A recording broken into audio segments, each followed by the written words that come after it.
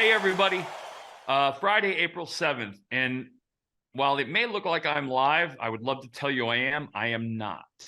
We're taping this show a little ahead of time for a very important reason. I have been blessed with four amazing children, great souls and good people. My youngest, our fourth, Schilling, is today officially a United States Marine. And I am at the graduation, and I guarantee you I've got tears in my eyes. I'm bawling like a little kid, and I'm overwhelmingly proud and have a sense of pride. So Semper Fidelis to my youngest son, Garrison Schilling, and to all you Marines around the world. God bless you, and thank you for your service. However, we're still going to have some fun conversations because the commissioner, who I do, and by the way, sorry. Hi, Bill. How you doing, buddy? Hi, Curt. How are you? I'm good. I tell you, I'm way better than I appear right here because I'm not here. I am smiling in one of the proudest moments of my life right now, as my son walks across the parade deck at Parris Island, a United States Marine. So, well, I can't tell you how thrilled I am for you and your family. That's a wonderful thing. It's an amazing thing, and all my kids have given me a moment like that. So I'm obviously very blessed. But I want to talk. What we're going to talk about today, since again, I'm not going to. I'm not. I might be watching the games, but I'm not here to report on them because I'm not here. So we're going to talk about stuff that's been said that actually deserves conversation. Some long-term stuff with regards to Bryce Harper, some short-term stuff, and we're going to kick off with that as it relates to the commissioner. Couple things first. I've always been a very fond of Rob Manfred. I got to know Rob very closely during the labor negotiations when I was a player rep for the 10 years of my career. Always respected him. Always thought he loved the game. Some of the stuff that's happened in the last couple of years makes me question that. But again, I know the guy, so I think he's trying to come from a good place, even if he makes decisions I don't agree with. However, if you're curious as to the financial state of the game, when the manager, the commissioner, or the owner of a company says something in the media that just kind of pisses all over the quality of the product, you know that they're in a financially good place. Rob Manfred talking about analytics, and he's not wrong in a couple of senses this way. So he was asked about it, and he's talking about it on record, saying analytics is an arms race to nowhere. Claims that the marginal value of investing in analytics has never been lower, and he's making that claim. Franchises are pouring resources into something which has little return on investment, little ROI, and that is actively damaging the game. Manfred said, and he's right with this comment, once everybody's doing it, that little margin that maybe you're getting, I'm sure that whatever that margin was at one point in time, whatever it is today, it sure as heck is not worth the damage that was done to the game over a period of time. Okay. So I'm probably going to get bleeped here in the next couple seconds. But this, to me, is a politician complaining on Twitter.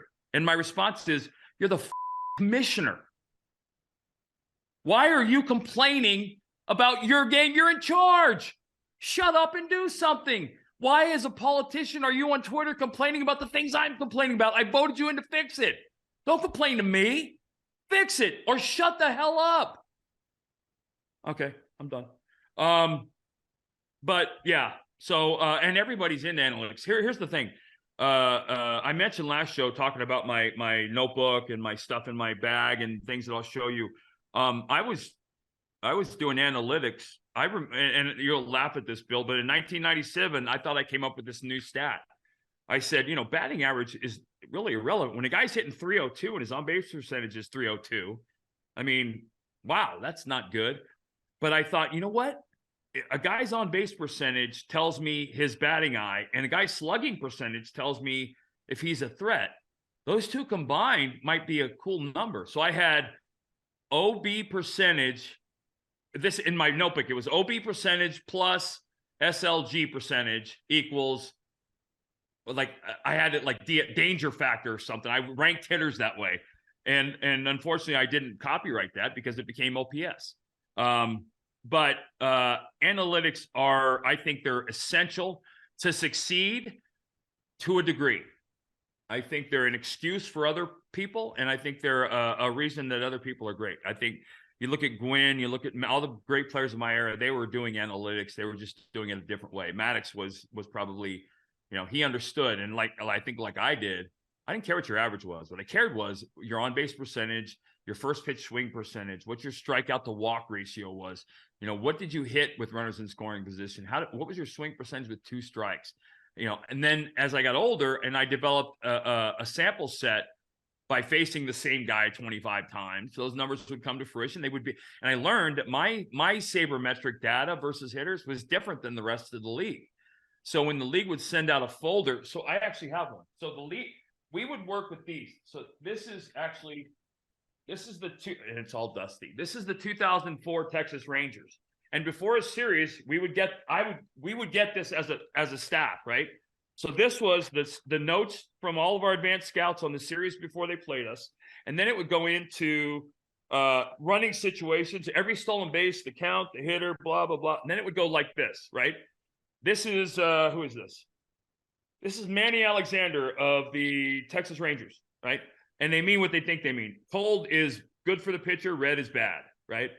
The problem was, from an analytical standpoint, all of this is every guy in baseball. So if you threw 82 and you threw 98, you were all on the same chart. His numbers in the red and blue areas, they get different based on velocity and based on pitch selection and all things that go through that. So while analytics can give you things, you have to understand your personal strengths and weaknesses and how they apply, I think.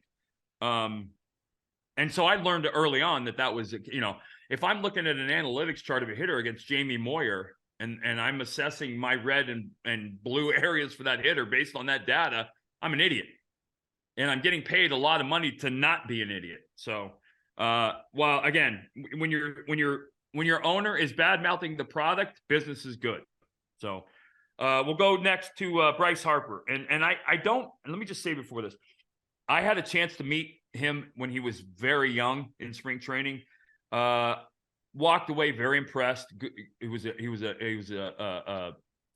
raised right. He was a good young man, very respectful, very courteous, clearly has an insane baseball IQ. He is on the 10-day injured list. They haven't moved him to the 60 yet, and that'll be all 40-man roster stuff. So just so you understand, every team has a 40-man roster. They can roster 40 players. Those players are available to the big leagues, and those players are on different contracts. When you put a guy on, you can only move a player on and off the 40-man roster so many times before the other teams have a chance to claim him. However, you can clear a spot and make your 40-man roster go to 39 by taking a player and putting him on the 60-day injured list. When a player's on the 60-day injured list, he's on your 40-man roster. No one can do anything with him, but he's not on your 40-man. He doesn't count towards your 40-man roster. So if you want to bring a young guy up, that's why so many times you'll see players not called up and brought down a lot anymore, because you only have so many options. That's called an option. And the unfortunate part is, and you might not know this, but when a player is called up and down, and you've seen it 15 times during a season, that's just one option. So you have 3 options, 3 years of bouncing around before they have to make a decision. But he's not on the 60-day deal. He's returning from Tommy John surgery. A very different situation for a hitter than it is for a pitcher. Very different situation for a position player, and it also depends on what position you're playing. He's starting BP in about 10 days. The plan is to start him back at DH, which makes all the sense in the world. His quote was, "I've still got a minute to go. Just trying to be smart about it, understanding my good days are going to be good, and some days I'll just be sore and it'll be a little bit tougher. But I feel good right now. Just got to keep that going, keep doing the same stuff." That's absolutely the mentality. The hard part about Tommy John, especially as I've learned it from pitchers, is you feel like you're ready about 6 to 8 months before you're actually ready, because you get healthy so fast and you feel so good that you think everything is okay. And there's always there's a peak at about 8 to 12 months, and then there's a valley after that. Everybody goes through it, and then after the valley is about 18 months. And that's changed, obviously, and it has a lot to do with your body and all things that go with that. But the first time off of Tommy John, when you're in that first peak, that's not it. You're still 6 to 8 months away. But he's a position player. Not only that, he's a corner outfielder. Doesn't have even remotely close to the load of throwing that a pitcher does. Also, I'm not sure how to say this, because I obviously don't want to make it seem easy. But the fact of the matter is, in a pitcher, the Tommy John, your ligaments in your elbow, you rely on them every single pitch to be structurally sound and hold together because of the instability it can cause with your shoulder. As a hitter, obviously you rely on those things. That's what I can't tell you. I don't know what a Tommy John surgery does to a hitter when he's rotating his elbow to extend and all the things that go with that. I'm sure it's involved, obviously. I don't know to what degree, and I don't know if it's day-to-day pain or discomfort. It's vastly different. I don't know if it's easier or harder than a pitcher. I would imagine it's a little easier because you don't have the throwing load. But I don't know for sure. But I expect him to be back probably sooner than everybody expects. The only way, and if you see him go to the 60-day DL, I will tell you right now, first of all, it's retroactive, right? So they can date it back to the last time he took the field officially, which is opening day, right? Opening day, he gets would be the start of his 60-day DL if he goes on the 60-day, which would be June 1st, somewhere around June 1st, where he'd be active and ready. If he goes on the 60-day, it'll be because they need to make a roster move. If their 40-man is full, they want to bring up a young guy that doesn't have a 40-man spot. And so they'll clear that. If they need to, they'll clear him, or they'll move a minor league kid off the 40-man. And when you do that as a minor league kid, you're available to other teams through waivers and things like that. But I would expect him to be back. I think understanding him, I would expect him to be back the first day he's able to get back on the field and healthy and do his job. And the good news for him is that they can easily DH him, which will help. I agree with you to the extent that I don't understand the physicality of the Tommy John surgery with hitting. On the swing, yeah. Right. I know it's something. The rotation and stuff, I don't know how that impacts it. You'd have to have a hitter and talk about that. And actually, speaking of hitters, you're going to be able to enjoy the final part of this interview coming up. Dave Hollins and I spoke. You've seen 2 parts of it. If you watch the first 2 parts, you clearly understand that he and I love each other to death, and we had some great experiences. The final part of this interview is probably the most profound part of it, because we talk about a man who had an enormous impact on both of our lives in Darren Dalton, who was the captain of that 1993 team. And you're going to hear Dave and I talk with a lot of reverence, well-earned, well-deserved, and respect for the greatest clubhouse presence that I ever played with and played around. So stay tuned, and hope you enjoy the rest of the interview. Well, that leads me to the second name I want to mention to you, Darren Dalton. Yeah. I've said to this day, and I'll say to my grave, and when I say this, I'm talking about Barry Bonds 2001 to the rest of the world separation. The best leader I've ever been around in any setting. The only man I hand to God, I never heard him make a wrong comment that got to the papers. Never.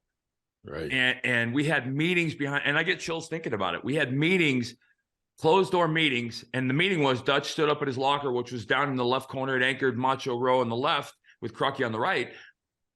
Our meetings were Darren standing up and making a comment, and it was like my father. He never said a lot, but everything he said was 100% true, 100% needing to be said, and it fixed us. Yes. And that's why there wasn't fights in the clubhouse, because Darren would just step in and be the guy who was going to fight somebody if anybody was going to fight.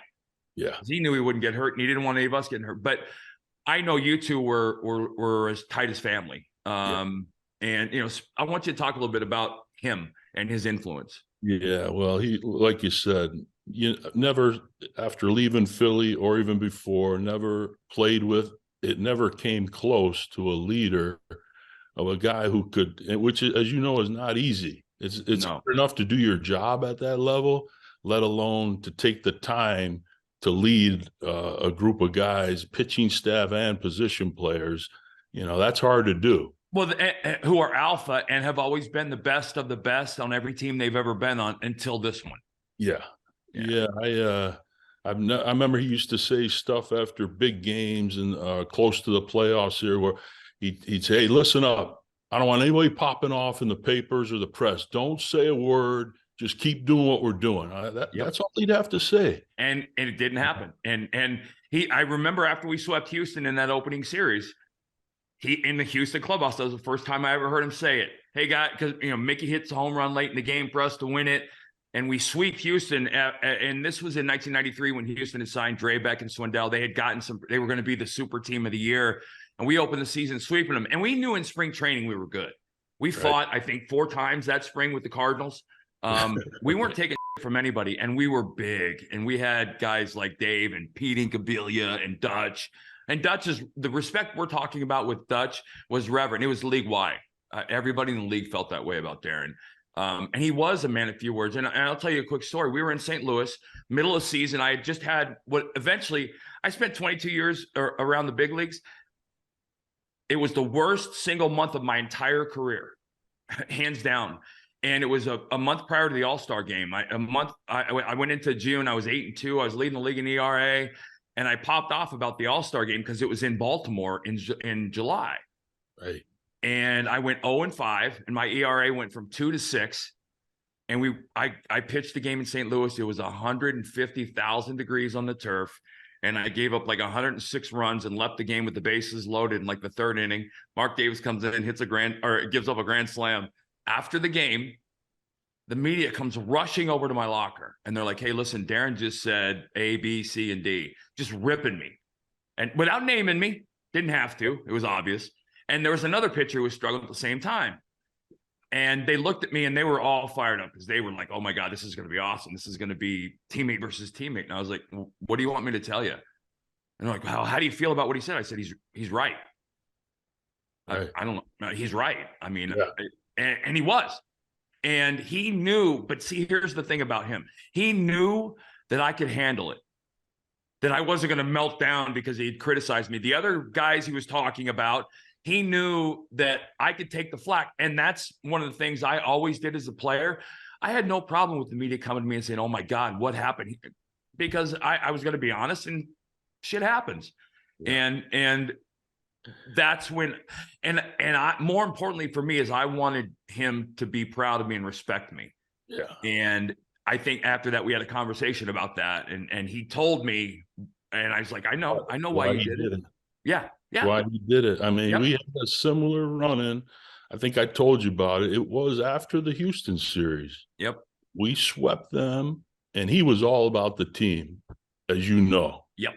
And I had struck out 3 times and gone 0 for 4 or 5 in that last game. I don't know if you remember that. You probably don't. No, but I remember this. I remember. Me and him had this hug and embrace after every win that we would do on the plane. I came up to him, and he came up to me, and I kind of blew him off. I was immature. You were pissed. Yeah, no. Yep. Whereas I should have been excited that we just swept the Astros and we were heading home for our home opener. Yep. So I didn't think too much about it.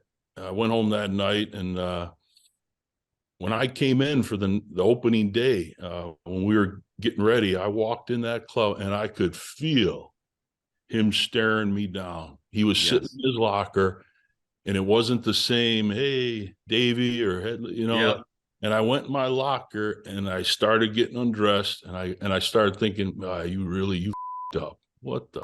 We're getting ready for our home opener. You got to catch a pitcher and all. And here he's thinking about me. And I knew I was wrong, but I didn't know how how much it bothered him. Yep. And finally, this went on for about 15 minutes or so. And I finally walked up to him and said, Dutch, I screwed up, man. I never struck out 3 times in a game. I should have been excited for winning. If you need to hit me or do something, go ahead. But I apologize. And he goes, I didn't sleep a wink last night. He goes, I dreamed about fighting you today instead of being ready to play our home opener. I mean, he made me feel like. Yeah. And you never did it again. No, you never did it again. He went out there and had I think he hit 2 home runs that day. He did. Yep. It was an amazing performance. He told me he didn't sleep the whole night. And that never happened again. And boy, did he teach me a lesson, because I think you were there in Wrigley when he struck out 5 times in a game, and that fan yelled over the dugout, don't worry about it, Dutch. Your manager struck out 5 times in a game. And Darren, you couldn't tell if he went 5 for 5 or 0 for 5. He was the same guy. yes, but that was amazing to me. That was first. Circling back, that's why Darren Dalton was a leader, and that is what leaders are in the real world. Darren Dalton was the same leader when he went 0 for 5 and punched out 5 times as when he went 5 for 5 and hit 2 home runs. Yes. His day didn't change, and mentally it did, but his day didn't change to us. He was a leader, and so a leader leads no matter what his statistics are, no matter what kind of day he's having, no matter what kind of month he's having. He never stopped leading, and you look at his career, he didn't have monster years every year. He struggled. He was a guy, first of all, worked his out to get to the big leagues. Very tough guy, as tough as anybody ever known, as tough as Dave, and I think that's where you got some of that. But he broke his collarbone, tried to stay in the game one time. And that was actually the game he challenged Pete Incaviglia. He was going to kick Pete Incaviglia's after the game. Thankfully for Pete, he broke his collarbone during the game, or he would have ceased. Ironically, yes. But that's such an important thing, because I found in real life, and I'm sure you did as well after the game, leaders lead, period. They don't wait for scenarios or circumstances to act like a leader or be a leader or say something leadership-like. And I found that in the military, I found that to be one of the things hanging around and the military people is leaders are just, you can feel them. They have a presence, and Dutch had a presence, and it was obvious. And so anytime you can create an atmosphere where the people with you care about what you think, you're leading. And I always wanted his approval, because he was that guy. And he, like I said, it bugged me, because as much as I talk, I've said millions of things stupid and wrong. He never said the wrong thing ever at any time. No. Spots, but he wasn't like he was quiet about it. No, he was a part of the team. He conversed. He had fun. Right on laughed. Yeah.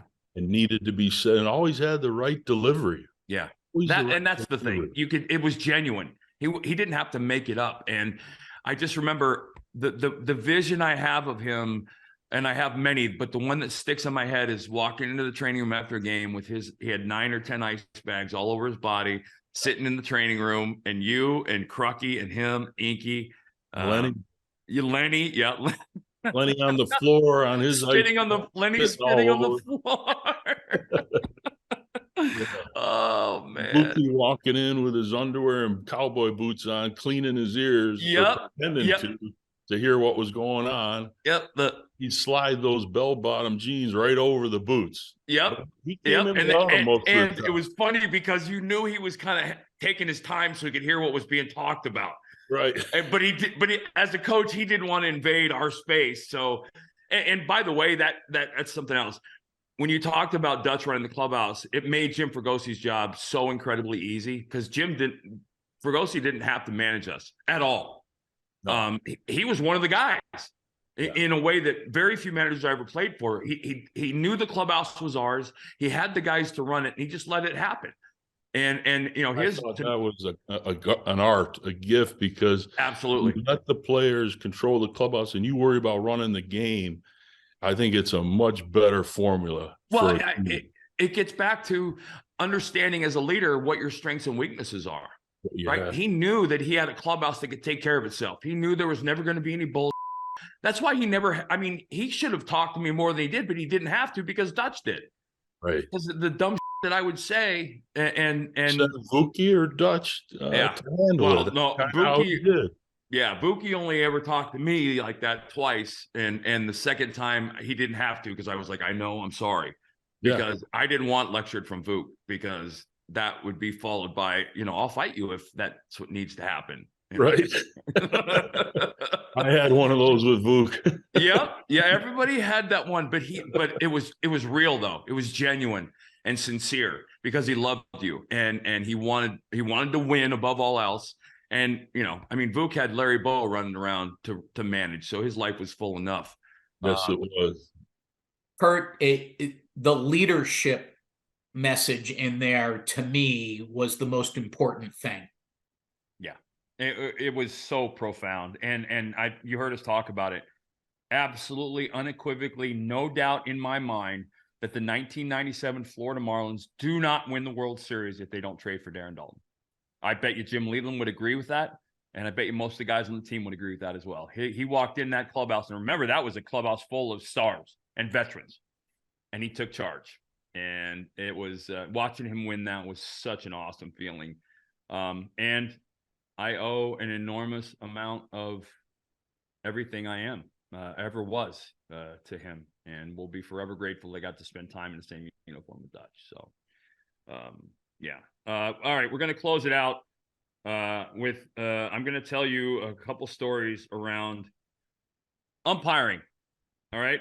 On social media, CB Buckner is getting crushed for calling strikes well outside the strike zone. My first response is I'm offended if you're acting surprised that happened.